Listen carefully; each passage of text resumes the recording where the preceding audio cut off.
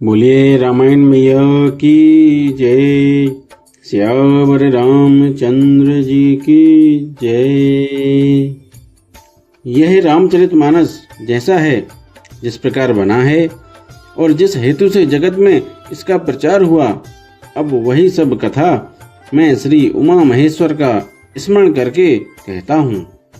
श्री शिव जी की कृपा से उसके हृदय में सुंदर बुद्धि का विकास हुआ, जिससे यह तुलसीदास श्री रामचरितमानस का कवि हुआ।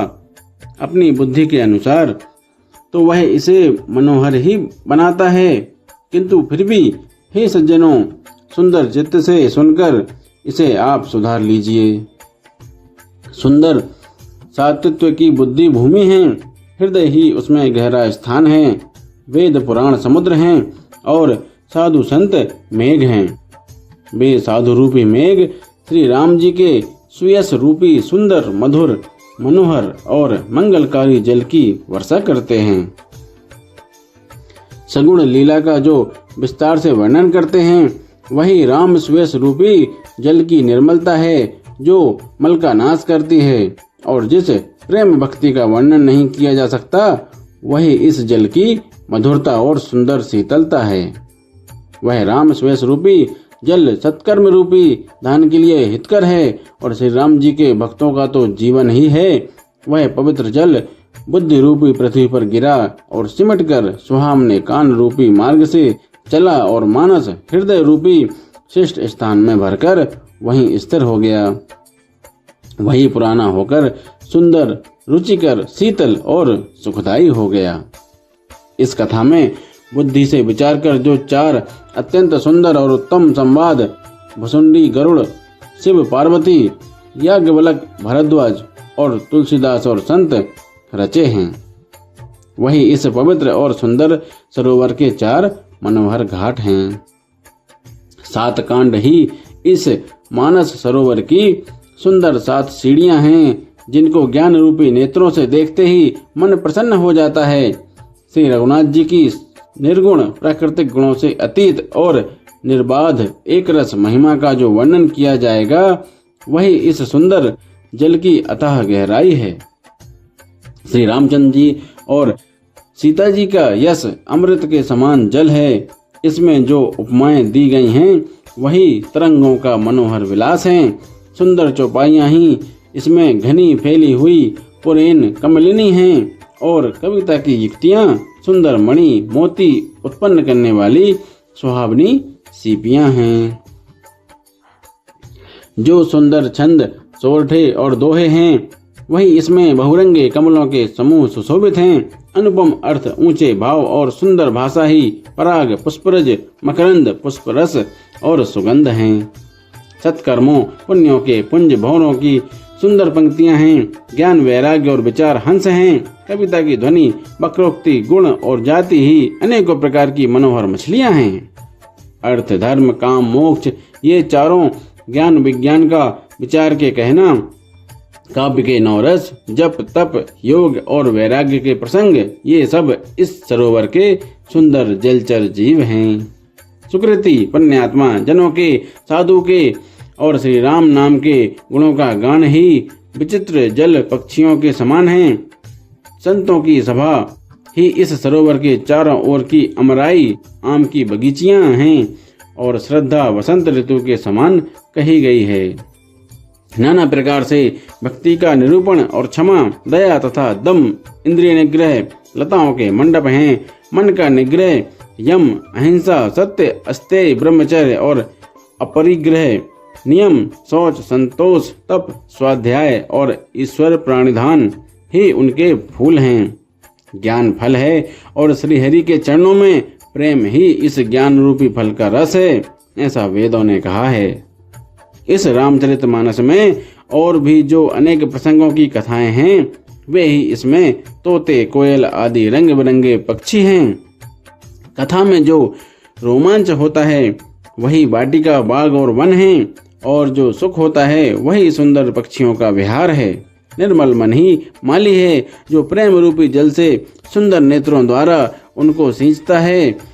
जो लोग इस चरित्र को सावधानी से गाते हैं, वे ही इस तालाब के चतुर रखवाले हैं, और जो स्त्री पुरुष सदा आदर पूर्वक इसे सुनते हैं वे ही इस सुंदर मानस के अधिकारी उत्तम देवता हैं। जो अति दुष्ट और विषयी हैं वे अभागे बगुले और कौवे हैं, जो इस सरोवर के समीप नहीं जाते, क्योंकि यहाँ इस मानस सरोवर में घोंगे, मेंढक और सेवार के समान विषय रस की नाना कथाएं नहीं हैं। इसी कारण बेचारे कौवे और बगुले रूपी विषयी लोग यहाँ आते हुए हृदय में हार मान जाते हैं, क्योंकि इस सरोवर तक आने में कठिनाइयां बहुत हैं। श्री राम जी की कृपा बिना यहाँ नहीं आया जाता। घोर कुसंग ही भयानक बुरा रास्ता है। उन कुसंगियों के वचन ही बाघ, सिंह और सांप हैं।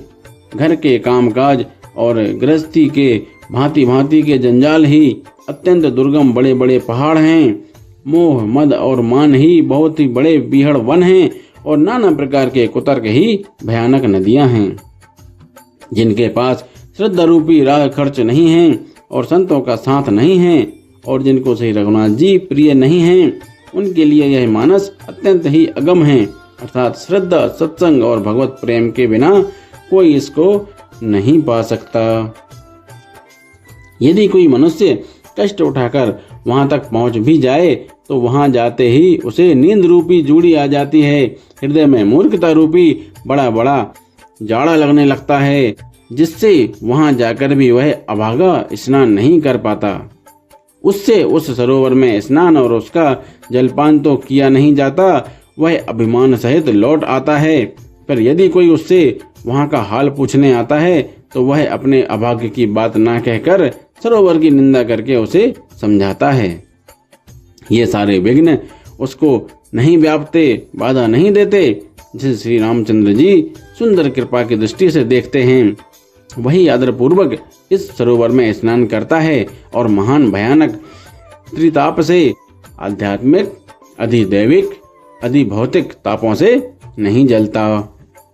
जिनके मन में श्री रामचंद्र जी के चरणों में सुंदर प्रेम है, वे इस सरोवर को कभी नहीं छोड़ते। हे भाई, जो इस सरोवर में स्नान करना चाहे वह मन लगाकर सत्संग करे। ऐसे मानस सरोवर को हृदय के नेत्रों से देखकर और उसमें गोता लगाकर कवि की बुद्धि निर्मल हो गई। हृदय में आनंद और उत्साह भर गया और प्रेम तथा आनंद का प्रवाह उमड़ आया। उससे वह सुंदर कविता रूपी नदी बह निकली, जिसमें श्री राम जी का निर्मल यश रूपी जल भरा है। इस कविता रूपिणी नदी का नाम सरयू है, जो संपूर्ण सुंदर मंगलों की जड़ है। लोकमत और वेदमत इसके दो सुंदर किनारे हैं। यह सुंदर मानस सरोवर की कन्या सरयू नदी बड़ी पवित्र है और कलयुग के छोटे बड़े पाप रूपी तिनकों और वृक्षों को जड़ से उखाड़ फेंकने वाली है। तीनों प्रकार के श्रोताओं का आज समाज ही इस नदी के दोनों किनारों पर बसे हुए पूर्वे गांव और नगर हैं, और संतों की सभा ही सब सुंदर मंगलों की जड़ अनुपम अयोध्या जी हैं। सुंदर कीर्ति रूपी स्वामिनी सरयू जी राम भक्ति रूपी गंगा जी में जा मिली। छोटे भाई लक्ष्मण जी सहित श्री राम जी के युद्ध का पवित्र यश रूपी सुहावना महानद सोन उसमें आ मिला। दोनों के बीच में भक्ति रूपी गंगा जी की धारा ज्ञान और वैराग्य के सहित शोभित हो रही है। ऐसी तीनों तापों को डराने वाली यह तिमुहानी नदी राम स्वरूपी समुद्र की ओर जा रही है। इस कीर्ति रूपी सरयू का मूल मानस श्री रामचरित है, और यह राम भक्ति रूपी गंगा जी में मिली है। इसलिए यह सुनने वाले सज्जनों के मन को पवित्र कर देगी। इसके बीच बीच में जो भिन्न भिन्न प्रकार की विचित्र कथाएं हैं, वे ही मानो नदी तट के आसपास के वन और बाग हैं। श्री पार्वती जी और शिव जी के विवाह के बाराती इस नदी में बहुत प्रकार के असंख्य जलचर जीव हैं। श्री रघुनाथ जी के जन्म की आनंद बधाइयां ही इस नदी के भंवर और तरंगों की मनोहरता है। चारों भाइयों के जो बाल चरित हैं, वे ही इसमें खिले हुए रंग बिरंगे बहुत से कमल हैं। महाराज श्री दशरथ जी तथा उनकी रानियों और कुटुंबियों के सत्कर्म पुण्य ही भ्रमर और जल पक्षी हैं। बोलिए सियावर रामचंद्र जी की जय। रामायण मैया की जय।